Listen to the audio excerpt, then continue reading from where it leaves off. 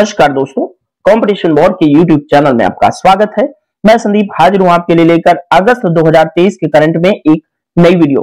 दोस्तों आज की वीडियो में हम प्रमुख नियुक्तियों, प्रमुख पुरस्कार, चर्चित व्यक्ति और चर्चित व्यक्तियों के निधन के संबंध में बात करने वाले हैं। दोस्तों अगस्त 2023 के अंदर जो भी इंपॉर्टेंट करंट अफेयर्स इन सब टॉपिक से रिलेटेड होंगी उन पर हम विस्तार पूर्वक इस वीडियो में चर्चा करने वाले हैं। साथ ही दोस्तों वीडियो शुरू करें इससे पहले मैं आप लोगों को बता देना चाहता हूं कि इस वीडियो के डिस्क्रिप्शन में दिया हुआ है कंपटीशन बोर्ड के ऑफिशियल टेलीग्राम चैनल का लिंक, जहां पर डेली बेसिस पर आपके लिए द हिंदू और पीआईबी की जो करंट अफेयर्स होती है वो हिंदी में प्रसारित की जाती हैं। कुछ मैप्स एंड पाई चार्ट्स वगैरह के माध्यम से भी आपको सब्जेक्ट समझाए जाते हैं, उसके लिए आपको शेयर की जाती है बहुत सारी पोस्ट। साथ ही हम मोटिवेशनल पोस्ट भी आपके लिए समय समय पर शेयर करते रहते हैं जो आपके अंदर नित्य नई ऊर्जा प्रदान करने का काम करते रहते हैं।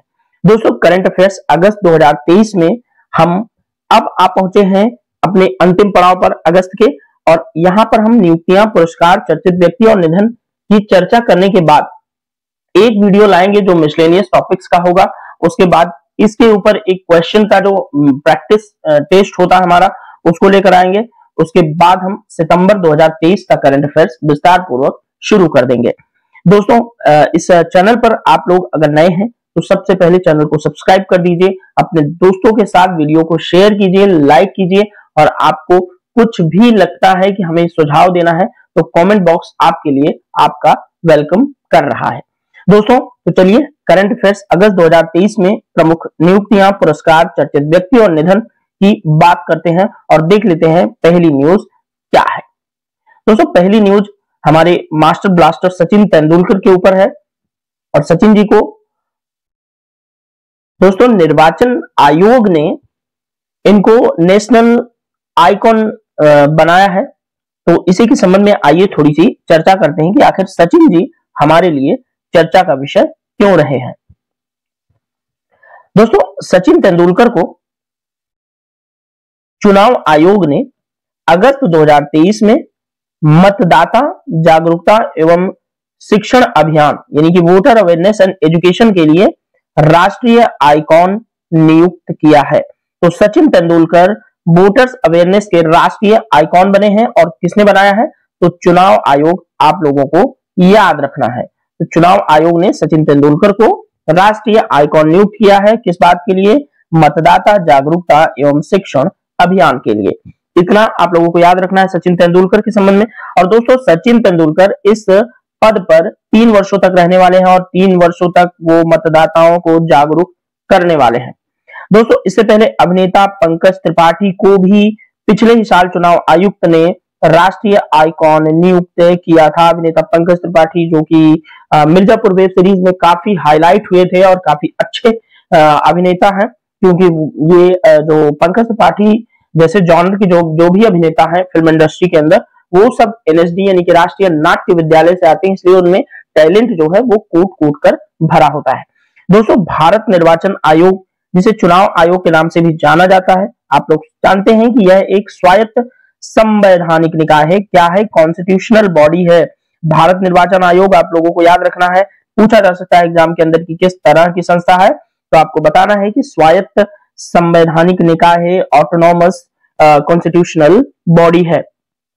दोस्तों चुनाव जो निर्वाचन आयोग है वह भारत में संघ और राज्य चुनाव प्रक्रियाओं का संचालन करता है। अब आपसे एक सवाल पूछूंगा कि जो पंचायतों के चुनाव होते हैं, यानी कि अर्बन लोकल बॉडीज हुई या विलेज की लोकल बॉडी, जो ग्राम पंचायत, ग्राम प्रधान, मेयर वगैरह का जो चुनाव होता है वो कौन करवाता है, ये आप लोग जरूर बताइएगा कमेंट बॉक्स में। लेकिन फिलहाल मैं बता देता हूं, राज्य निर्वाचन आयोग हर राज्य में होता है, जो लोकल बॉडी जो होती हैं उनके लिए इलेक्शन कंडक्ट कराता रहता है। अब दोस्तों भारत का जो चुनाव आयोग है उसकी स्थापना हुई थी 25 जनवरी 1950 को, और 25 जनवरी को ही दोस्तों भारत में मनाया जाता है राष्ट्रीय मतदाता दिवस। इतना आप लोग याद रखना। दोस्तों ये जो चुनाव आयोग की स्थापना हुई संविधान के अनुसार हुई। इस चुनाव आयोग का जो सचिवालय है वह कहाँ है? नई दिल्ली में है। आप लोगों को याद रखना है कि भारत के निर्वाचन आयोग का जो सचिवालय है वह नई दिल्ली के अंदर है। दोस्तों भारतीय संविधान का कौन सा अनुच्छेद भारत के निर्वाचन आयोग की बात करता है? तो यहां पर आपके लिए इंपॉर्टेंट होगा, संविधान का भाग है 15वां और उसमें है अनुच्छेद 324 से 329।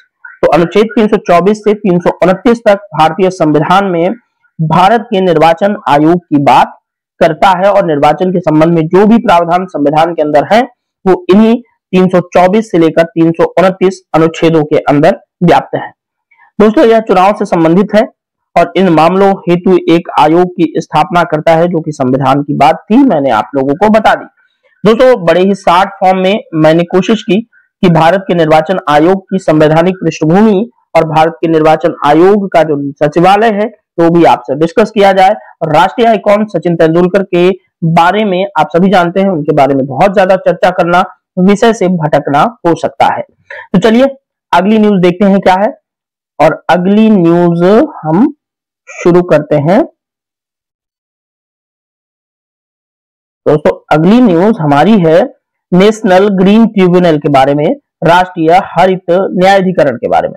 तो आइए देखते हैं राष्ट्रीय हरित न्यायाधिकरण में क्या हो रहा है। तो दोस्तों राष्ट्रीय हरित न्यायाधिकरण जो है उसके नए नए अध्यक्ष बने हैं, इनकी तस्वीर आप लोग देखते रहना। सॉरी दोस्तों, कलकत्ता उच्च न्यायालय के पूर्व मुख्य न्यायाधीश रहे हैं न्यायमूर्ति प्रकाश श्रीवास्तव जी, जिनको राष्ट्रीय हरित न्यायाधिकरण का नया अध्यक्ष बनाया गया है। याद रहे, राष्ट्रीय हरित न्यायाधिकरण का जो अध्यक्ष बनाया गया वो किसको बनाया गया? ये बनाया गया प्रकाश श्रीवास्तव को, जो कि कलकत्ता उच्च न्यायालय के पूर्व मुख्य न्यायाधीश रहे हैं। अब दोस्तों ये जो तस्वीर है वो आप लोग ध्यान रहे, ये तस्वीर है प्रकाश श्रीवास्तव जी की। अब नेशनल ग्रीन ट्रिब्यूनल में इससे पहले आपने बड़ा ही चर्चित नाम सुना होगा आदर्श कुमार गोयल जी का। ये काफी लंबे समय तक नेशनल ग्रीन ट्रिब्यूनल के अध्यक्ष रहे हैं और जो प्रकाश श्रीवास्तव जी हैं उन्होंने आदर्श गोयल का ही स्थान ग्रहण किया है, जो कि 6 जुलाई 2023 को सेवा से रिटायर्ड हुए हैं। अब दोस्तों राष्ट्रीय हरित न्यायाधिकरण की अगर अधिकरण न्यायाधिकरण जो भी इसको बोल रहे हैं, इसकी अगर बात करें तो इसकी स्थापना दोस्तों 18 अक्टूबर 2010 को हुई थी। किस अधिनियम के द्वारा? राष्ट्रीय हरित अधिकरण अधिनियम के माध्यम से 2010 में यह अधिनियम लाया गया था और 18 अक्टूबर 2010 को ही राष्ट्रीय हरित अधिकरण यानी कि नेशनल ग्रीन ट्रिब्यूनल की स्थापना हुई। अब एनजीटी के जो नेशनल ग्रीन ट्रिब्यूनल है उसकी स्थापना के पीछे इसका मुख्य उद्देश्य क्या था, इसको देख लेते हैं। तो दोस्तों पर्यावरण संबंधी मुद्दों का तेजी से निपटारा करना ये एनजीटी के उद्देश्यों में शामिल है, जिससे देश की अदालतों में लगे मुकदमों के बोझ को कुछ कम किया जा सके, क्योंकि जो पर्यावरण से संबंधित मुकदमे हैं वो एनजीटी ले लेता है। तो देश की जो न्यायालय है, चाहे सुप्रीम कोर्ट हो या डिस्ट्रिक्ट कोर्ट हो या फिर हाई कोर्ट हो, वहां पर जो मुकदमों का बोझ है कहीं ना कहीं कुछ कम जरूर होता है। अब दोस्तों एनजीटी का जो मुख्यालय है हमारे लिए इंपॉर्टेंट है, पूछा जा सकता है किसी वनडे एग्जाम में, नई दिल्ली में है एनजीटी का मुख्यालय, आप लोग याद रखना। और इसके अन्य 4 क्षेत्रीय कार्यालय भी हैं। कितने? 4 क्षेत्रीय कार्यालय कहां कहां है? तो भोपाल में है, पुणे में है, कोलकाता में है और चेन्नई में है। तो भारत के उत्तर, दक्षिण, पूर्व, पश्चिम और मध्य में ये सब 4 क्षेत्रीय कार्यालय एनजीटी के हैं। और मेन मुख्यालय कहां है? दिल्ली में। ये भोपाल, पुणे, कोलकाता और चेन्नई आप लोगों को याद रखना है, ठीक है। तो राष्ट्रीय हरित अधिकरण के संबंध में इतनी बात आपके लिए इंपॉर्टेंट थी। आइए आगे बढ़ते हैं अगली न्यूज की तरफ और देखते हैं कि अगली न्यूज हमारी क्या है। तो अगली न्यूज दोस्तों हमारी बहुत महत्वपूर्ण है, क्योंकि एक महिला को भारत के रेलवे बोर्ड की पहली महिला अध्यक्ष होने का गौरव प्राप्त हुआ है। तो इन महिला के बारे में भी बात करेंगे। तो आइए न्यूज डिस्कस करते हैं। जया वर्मा सिन्हा जी हैं ये, जिनकी तस्वीर आप अपने स्क्रीन पर देख रहे हैं, वो जया वर्मा सिन्हा जी हैं। इनको रेलवे बोर्ड की पहली महिला अध्यक्ष एवं सह कार्यकारी अधिकारी, सीईओ, सह कार्यकारी अधिकारी यानी कि एक सीईओ के साथ इनको संलग्न किया गया है। तो इनको भारत की पहली महिला अध्यक्ष है रेलवे बोर्ड की, और साथ ही सह सीईओ भी है। तो ये काफी महत्वपूर्ण हो जाता है जया वर्मा सिन्हा जी का नाम। ठीक है दोस्तों। अब दोस्तों इस पद पर इन्होंने, जो वर्मा सिन्हा जी हैं, इन्होंने अनिल लोहाटी का स्थान ग्रहण किया है। तो इससे पहले रेलवे बोर्ड के जो अध्यक्ष थे वो अनिल लोहाटी जी थे। अब दोस्तों जया वर्मा सिन्हा जो है Indian railway and traffic service, जो IRTS सर्विस होती है, जो कि यूपीएससी का एग्जाम देने के बाद, IAS का एग्जाम देने के बाद मिलती है। तो IAS के एग्जाम में सिर्फ IAS नहीं होता, ये आप लोगों को याद रखना। IAS, IPS, IFS, IRS, IRTS, बहुत सारे एग्जाम्स होते हैं, सॉरी नौकरियां होती हैं। नौकरी तो सिर्फ IAS, IPS और IFS होती हैं, बाकी सब नौकरियां होती हैं जो सेंट्रल सर्विसेज ग्रुप ए की नौकरी होती है, बहुत सारी। तो उसी में से Indian railway and traffic service भी है। तो Indian railway and traffic service की 1988 बैच की अधिकारी हैं जया वर्मा सिन्हा जी। ठीक है, इतना याद रखना। और दोस्तों रेलवे बोर्ड भारतीय रेलवे का क्या है, सर्वोच्च निकाय है, सुप्रीम बॉडी है, जो कि रेल मंत्रालय के माध्यम से संसद को रिपोर्ट करता है। तो रेल मंत्रालय रेल बोर्ड को संभालता है, ये तो आप वेल नोन बात है, आप समझ गए होंगे। अब रेलवे बोर्ड का जो गठन है दोस्तों 1905 में रेल मंत्रालय की सहायता हेतु प्रमुख प्रशासन एवं कार्यकारी निकाय के रूप में किया गया था। रेलवे बोर्ड के अंदर दोस्तों एक अध्यक्ष और 4 अन्य सदस्य होते हैं। तो इतना आपके लिए इंपॉर्टेंट था। जया वर्मा सिन्हा जी का नाम आप लोगों को याद रखना है। ये इसलिए इंपॉर्टेंट है क्योंकि ये भारत की पहली महिला अध्यक्ष बनी है रेलवे बोर्ड की। ठीक है, चलिए आगे चलते हैं दूसरे न्यूज की तरफ। अब दूसरी न्यूज हमारी वीरता पुरस्कारों की है, और वीरता पुरस्कारों में थोड़ा सा चर्चा कर लेते हैं, देखते हैं कौन कौन से वीरता पुरस्कार प्रदान किए गए हैं, और कुछ नाम भी हम यहाँ पर दे रखे हैं।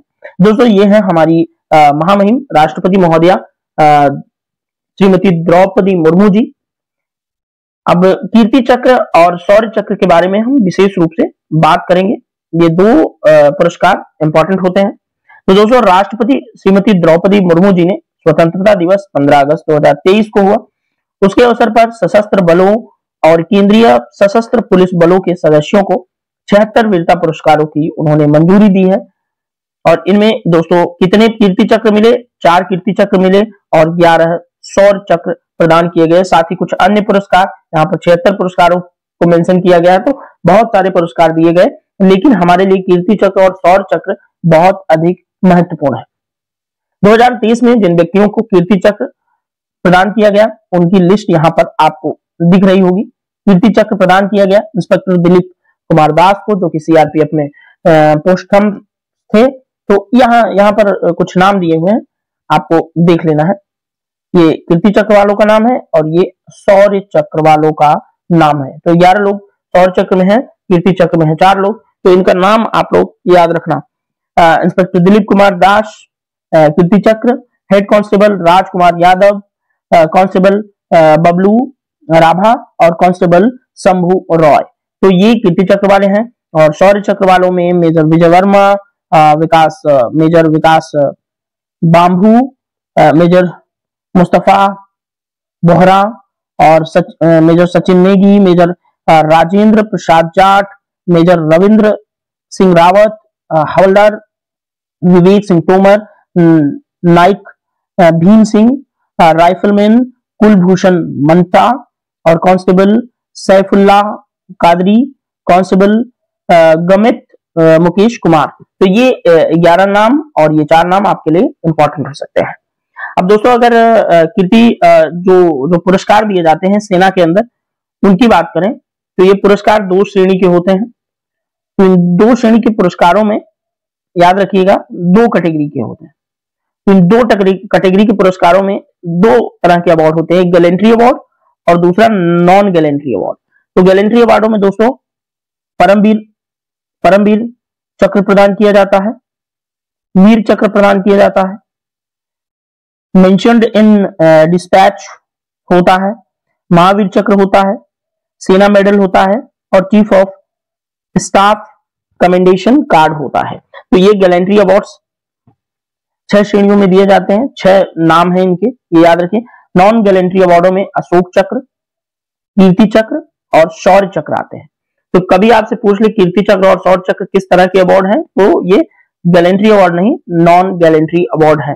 सेना के अंदर दो कैटेगरी में दिए जाते हैं, ये याद रखिएगा, दो अलग अलग कैटेगरी, एक गैलेंट्री अवार्ड, एक नॉन गैलेंट्री अवार्ड। ठीक है, तो इतना आपके लिए इंपॉर्टेंट हो सकता है। आइए आगे बढ़ते हैं। प्रधानमंत्री की तस्वीर यहाँ पर छपी हुई है, तो जाहिर है न्यूज काफी इंपॉर्टेंट होगी। आइए देखते हैं क्या न्यूज है। दोस्तों, लोकमान्य तिलक राष्ट्रीय पुरस्कार 2023 यहाँ पर लिखा हुआ है। आइए देख लेते हैं क्या है। प्रधानमंत्री पुरस्कार रिसीव करते हुए दिख रहे हैं आपको।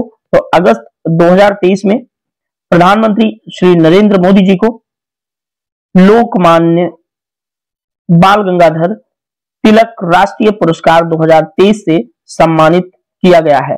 तो प्रधानमंत्री को मिला है लोकमान्य बाल गंगाधर तिलक राष्ट्रीय पुरस्कार 2023। ये नाम आप लोगों को याद रखना है, प्रधानमंत्री जी को मिला है। ठीक है, अब प्रधानमंत्री मोदी दोस्तों इस पुरस्कार से सम्मानित होने वाले कौन से व्यक्ति हैं? 41वें नंबर के व्यक्ति हैं। इससे पहले भी 40 लोगों को यह पुरस्कार मिल चुका है।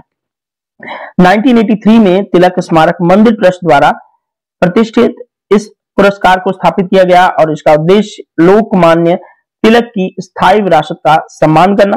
दोस्तों, पिछले वर्ष यह पुरस्कार प्रसिद्ध वरिष्ठ वैज्ञानिक टीसी थॉमस को लोकमान्य तिलक राष्ट्रीय पुरस्कार प्रदान किया गया था, जिसे भारत की मिसाइल महिला कहा जाता है। भारत का मिसाइल मैन कौन? एपीजे अब्दुल कलाम साहब। और मिसाइल वुमेन की बात की जाए तो टीसी थॉमस जी हैं, जिनको 2022 का लोकमान्य तिलक राष्ट्रीय पुरस्कार से सम्मानित किया जा चुका है। तो मिसाइल महिला याद रखना आप लोगों को, भारत की कौन है? TC Thomas. दोस्तों, सुश्री टीसी थॉमस जो है वो अग्नि 4 मिसाइल और अग्नि 5 मिसाइल प्रणालियों की परियोजना निदेशक रही हैं, याद रखना है। प्रोजेक्ट की डायरेक्टर रही हैं टीसी थॉमस, और इन्होंने दोस्तों महत्वपूर्ण भूमिका निभाई है, देश की रक्षा क्षमताओं में महत्वपूर्ण योगदान दिया है, रक्षा क्षमताओं को मजबूत करने में। तो टीसी थॉमस का नाम आप लोगों को इंपॉर्टेंट लग ही रहा होगा, क्योंकि ये मिसाइल वुमेन ऑफ इंडिया है और मिसाइल मैन ऑफ इंडिया आप लोग सब जानते हैं। चलिए अगली न्यूज की तरफ बढ़ते हैं।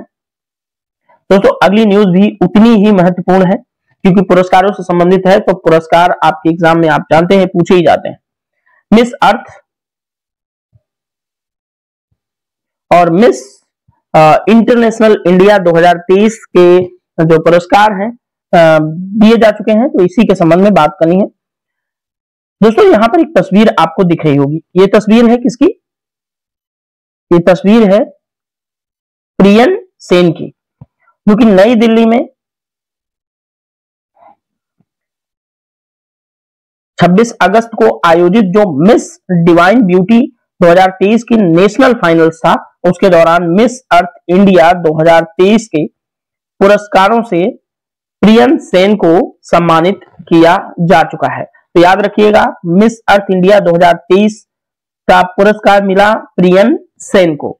अब दोस्तों, प्रियन सेन जो है वो वियतनाम में आयोजित होने वाली इंटरनेशनल ब्यूटी पेजेंट में मिस अर्थ के तौर पर भारत को रिप्रेजेंट करेंगी, इतना याद रखना। ये प्रियन सेन जो है राजस्थान के जयपुर की रहने वाली हैं, 20 साल की हैं, डांसर भी हैं, ताइक्वांडो भी इनको आता है। पिछले साल जो मिस अर्थ इंडिया की विजेता रही थी वंशिका परमार, उनको इन्होंने हरा दिया है, यानी कि अब ये बनी है, वंशिका परमार जी की जगह ले चुके हैं। मिस अर्थ इंडिया 2022 में वंशिका परमार को बनाया गया था। अब दोस्तों, ये जो दिल्ली के अंदर आयोजित हुआ मिस डिवाइन ब्यूटी 2023 का नेशनल फाइनल्स, उसी के अंदर दोस्तों प्रवीणा अंजना को मिस इंटरनेशनल इंडिया 2023 के रूप में भी नामित किया। तो प्रवीणा अंजना को मिस इंटरनेशनल इंडिया 2023 से सम्मानित किया जा चुका है। तो आप लोगों को प्रियन सेन और प्रवीणा अंजना में कंफ्यूज नहीं होना है। प्रियन सेन को मिस अर्थ इंडिया 2023 बनाया गया और प्रवीणा अंजना को मिस इंटरनेशनल इंडिया 2023 बनाया गया। तो प्रियन सेन के साथ जुड़ा है अर्थ और प्रवीणा अंजना के साथ इंटरनेशनल जुड़ा हुआ है, तो यहां से आप डिफरेंशिएट कर सकते हैं। साथ ही दोस्तों, पेमा चोडेन भूटिया और तेजस्विनी श्रीवास्तव, इन दोनों को उप विजेता घोषित किया गया है, फर्स्ट रनर अप, ये रही है पेमा चोडेन भूटिया और तेजस्विनी श्रीवास्तव। और दोस्तों चंडीगढ़ की एक और पुरस्कार यहां पर आपके लिए इंपॉर्टेंट हो जाता है, यहां पर इसको मिस इंटरनेशनल इंडिया 2023 और दूसरा है चंडीगढ़ की श्वेता शारदा है। इसी इवेंट के अंदर एक जो दिल्ली में हुआ, मुंबई में हुआ, ये वाला दिल्ली में हुआ था जो प्रियम सेन वाला था, और चंडीगढ़ में मुंबई के अंदर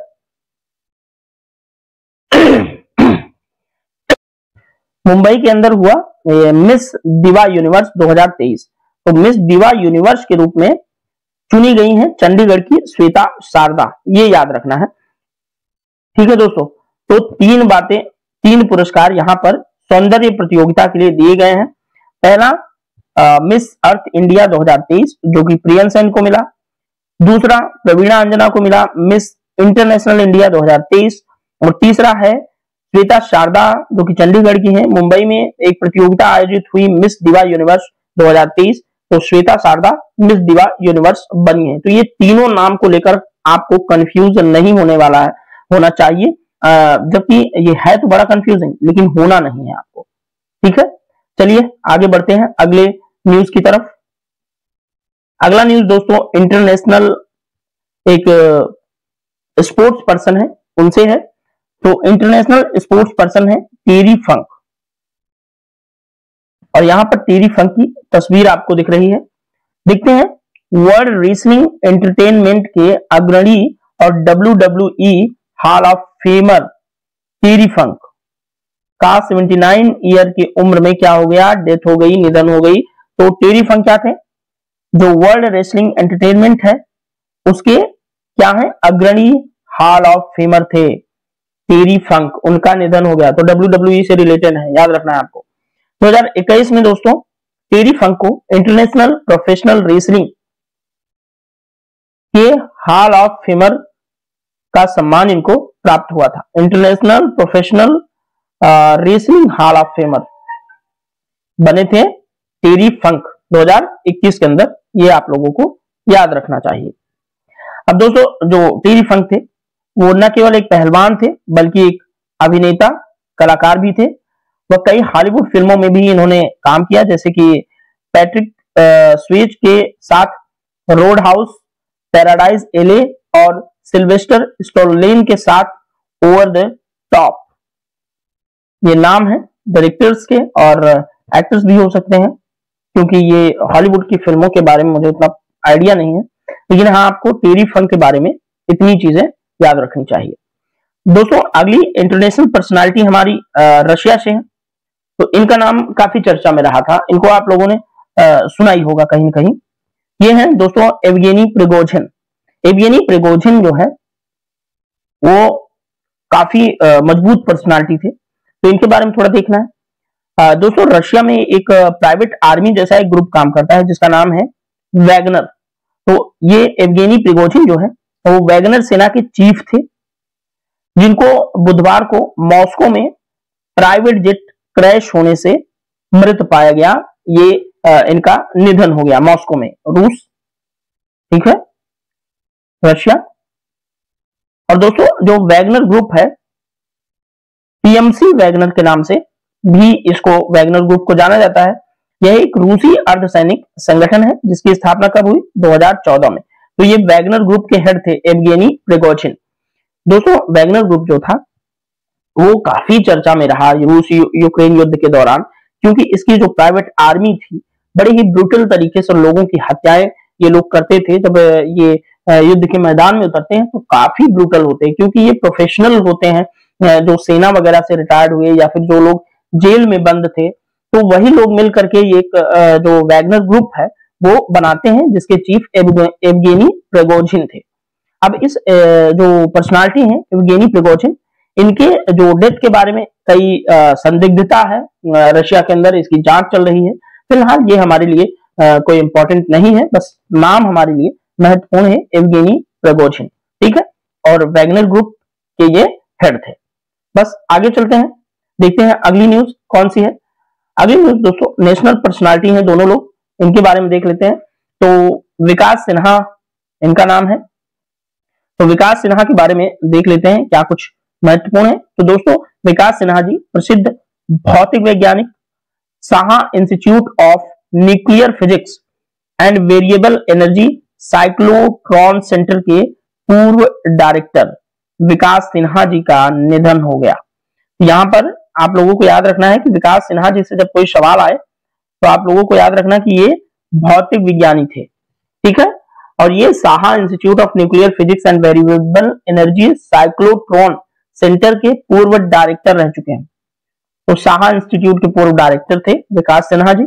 विकास सिन्हा जी को दोस्तों 2001 के अंदर पद्मश्री और 2010 में पद्म भूषण से सम्मानित किया जा चुका है। तो काफी महत्वपूर्ण न्यूक्लियर साइंटिस्ट और फिजिशियन थे भारत के।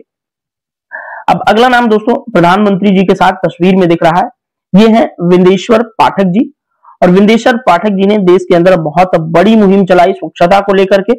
आप सब लोगों ने सुलभ शौचालय का नाम सुना होगा। तो सुलभ इंटरनेशनल सोशल सर्विसेज एक जो ग्रुप था, जो संगठन था, संगठन है भी, था नहीं, था का इस्तेमाल बार बार करने से आप लोगों को ये लगता होगा कि कहीं ये ग्रुप खत्म तो नहीं हो गया। नहीं, कई शहरों में, हर शहरों में आपने छोटे छोटे स्थानों पर भी सुलभ शौचालय देखे होंगे। तो सुलभ शौचालय जो है वो सुलभ इंटरनेशनल सोशल सर्विस की ही एक मुहिम है जिसको शुरू किया था विंदेश्वर पाठक जी ने। विंदेश्वर पाठक जी दोस्तों पद्म भूषण से सम्मानित थे। इनका 80 वर्ष की आयु में निधन हो गया। पाठक जी ये हैं प्रधानमंत्री जी के बगल में। 1970 के दशक में पाठक जी ने सुलभ इंटरनेशनल की नींव रखी थी। अब दोस्तों जो विंदेश्वर पाठक जी थे, इनके कामों की वजह से इनको कई उपनाम दिए जा चुके थे। तो इन उपनामों को देख लेना है। मिस्टर सैनिटेशन, ये विंदेश्वर पाठक जी का एक बहुत अच्छा उपनेम था। और the toilet man of India, ये विंदेश्वर पाठक जी का बहुत पॉपुलर नाम है। ये भी आप लोगों को याद रखना चाहिए। काफी इंपॉर्टेंट पर्सनालिटी नेशनल लेवल के हैं, तो इनसे सवाल आने की संभावना अधिक है, इसलिए मैंने इंपॉर्टेंट कैटेगरी में इनको कैटेगराइज कर दिया है। आइए आगे बढ़ते हैं दूसरे न्यूज की तरफ। और दूसरी न्यूज है दोस्तों साउथ के भारत अमेरिकी बहुत ही महान गणितज्ञ और सांख्यिकीविद हैं, इनके बारे में बात कर लेते हैं। सीआर राव का आप लोगों ने नाम सुना होगा। सीआर राव का पूरा नाम कल्याणपुरी राधाकृष्ण राव था। और जो कल्याणपुरी राधाकृष्ण राव जी हैं उनकी तस्वीर ये है। अब तो ये थे बन चुके हैं दोस्तों क्योंकि इनका निधन हो गया। तो दोस्तों ये प्रतिष्ठित गणितज्ञ, सांख्यिकीविद डॉक्टर सीआर राव, इनका ये नाम है, जिनका दोस्तों 22 अगस्त 2023 को अमेरिका का एक सिटी है बफेलो, तो बफेलो सिटी के अंदर जो इनका आवास था वहां पर इनका निधन हो गया। तो गणितज्ञ सीआर राव अब हमारे बीच नहीं रहे, याद रखना। अमेरिका में इनका निधन हुआ, तो भारतीय थे, तो बाद में जाकर के अमेरिका की नागरिकता इन्होंने ले ली होगी। अब दोस्तों सीआर राव जी का जन्म 10 सितंबर 1920 को बेल्लारी जिले के अंदर हुआ। बेल्लारी जिले के अंदर एक जगह है हदगली, इसमें इनका एक तेलुगु परिवार में जन्म होता है। अब बेल्लारी दोस्तों आप सब जानते हैं कर्नाटक डिस्ट्रिक्ट के अंदर एक जिला है, कर्नाटक स्टेट, सॉरी डिस्ट्रिक्ट नहीं, कर्नाटक स्टेट है, वहां के अंदर एक जिला है बेल्लारी। वहीं पर इनका जन्म कब हुआ? 10 सितंबर 1920 को, डॉक्टर सीआर राव जी का। अब दोस्तों इसी वर्ष 2023 के अंदर ही सीआर राव जी को सांख्यिकी में अंतरराष्ट्रीय पुरस्कार, जिसे नोबेल पुरस्कार के बराबर माना जाता है, इन्हें प्राप्त हुआ था। 2023 में ही इनको सांख्यिकी के लिए क्या हुआ? नोबेल पुरस्कार जैसा माना जाने वाला सांख्यिकी क्षेत्र में इंटरनेशनल प्राइज है वो प्राप्त हुआ सीआर राव जी को। दोस्तों भारत के अंदर भारतीय सांख्यिकी संस्थान कोलकाता के ये निदेशक भी रह चुके हैं। इनको विश्व के अनेक विश्वविद्यालयों ने अपने यहां से मानद उपाधियों से भी सम्मानित किया है।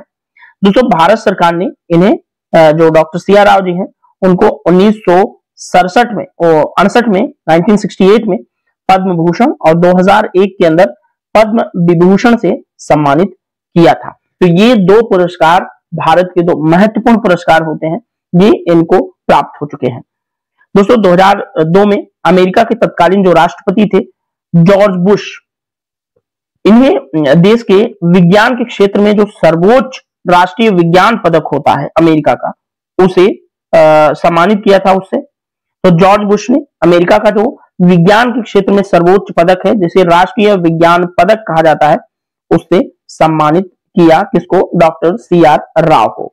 तो ये आपके लिए बहुत अधिक इंपॉर्टेंट हो जाता है। भारत सरकार के भी पुरस्कार आपके लिए इंपॉर्टेंट हो जाते हैं। CR राव क्या थे? गणितज्ञ और सांख्यिकीविद थे। ये चीज आप लोगों को याद रखना है। आइए आगे बढ़ते हैं। और दोस्तों पर्सनालिटी है VS अरुणाचलम जी। तो ये तस्वीर के अंदर VS अरुणाचलम जी दिख रहे हैं। अब ये दोस्तों जो नाम होते हैं थोड़े से प्रोनाउंसिएट करने में टफ हो जाते हैं, तो इसलिए कई बार गलत वर्ड निकल जाता है, उसके लिए माफी चाहूंगा। तो VS अरुणाचलम जी क्यों चर्चा में रहे, इनको देख लेना है। तो भारत के दोस्तों परमाणु कार्यक्रम में इन्होंने महत्वपूर्ण भूमिका निभाई थी। ये एक प्रमुख वैज्ञानिक थे VS अरुणाचलम जी, जिनका 87 वर्ष की आयु में क्या हो गया? निधन हो गया। तो भारत के परमाणु कार्यक्रम से ये जुड़े हुए थे VS अरुणाचलम जी, क्योंकि बहुत ही महत्वपूर्ण बात है। अब दोस्तों भारत का जो रक्षा अनुसंधान और विकास संगठन है यानी कि DRDO है, उसके पूर्व डायरेक्टर भी DRDO के पूर्व जो निदेशक होते हैं वो भी ये रह चुके हैं। इन्होंने काफी नेतृत्वपूर्ण भूमिका निभाई थी। भारत की रक्षा क्षमताओं को एनहेंस करने में भी इन्होंने काफी महत्वपूर्ण भूमिका निभाई VS अरुणाचलम जी। दोस्तों अरुणाचलम जी का जन्म 1934 को मद्रास प्रेसिडेंसी, जो कि अब तमिलनाडु के कहा जाता है, वहां हुआ था। इन्हें दोस्तों मेट्रोलॉजिकल इंजीनियरिंग में डिग्री प्राप्त हुई। उसके बाद भारतीय प्रौद्योगिकी संस्थान मद्रास से ये ग्रेजुएट हुए। उसके बाद इन्होंने दोस्तों यूनाइटेड किंगडम यानी कि UK यानी कि यूनाइटेड किंगडम में आप ब्रिटेन, तो ब्रिटेन के एक प्रसिद्ध विश्वविद्यालय है मैनचेस्टर यूनिवर्सिटी, तो यहां से इन्होंने धातु विज्ञान में डॉक्टरेट की उपाधि प्राप्त की, जो कि बहुत बड़ा अचीवमेंट होता है पूरी दुनिया के अंदर। दोस्तों अरुणाचलम जी कई प्रतिष्ठित पुरस्कारों के प्राप्तकर्ता भी थे, जिनमें शांति स्वरूप भटनागर पुरस्कार, जो कि भारत का विज्ञान के क्षेत्र में दिया जाने वाला बहुत बड़ा पुरस्कार है। उसके बाद भारत का पद्म भूषण और पद्म विभूषण से भी VS अरुणाचलम जी को सम्मानित किया जा चुका है। तो दोस्तों इनका निधन हो गया। परमाणु कार्यक्रम से जुड़े हुए थे और ये तमिलनाडु में पैदा हुए। इन्होंने मैनचेस्टर यूनिवर्सिटी से डॉक्टरेट किया धातु विज्ञान में। पुरस्कार में शांति स्वरूप भटनागर पुरस्कार, पद्म भूषण, पद्म विभूषण, ये सब पुरस्कार इनको प्राप्त हो चुके थे। तो दोस्तों VS अरुणाचलम जी से संबंधित जो इतनी न्यूज थी आपके लिए इंपॉर्टेंट थी। चलिए अब पहुंच चुके हैं इस वीडियो के अंतिम पड़ाव पर, और आपसे गुजारिश इतना ही करना चाहेंगे कि आप लोग कंपटीशन वार का जो ऑफिशियल टेलीग्राम चैनल है उसको जाकर के ज्वाइन कर लीजिए, जहां पर डेली बेसिस पर आपके लिए द हिंदू और PIB की जो न्यूज होती है वो हिंदी में प्रकाशित कर दी जाती है। और इतनी देर हमें समय देने के लिए आपका बहुत बहुत शुक्रिया। Thank you so much. मिलेंगे नेक्स्ट वीडियो में, तब तक के लिए बाय बाय।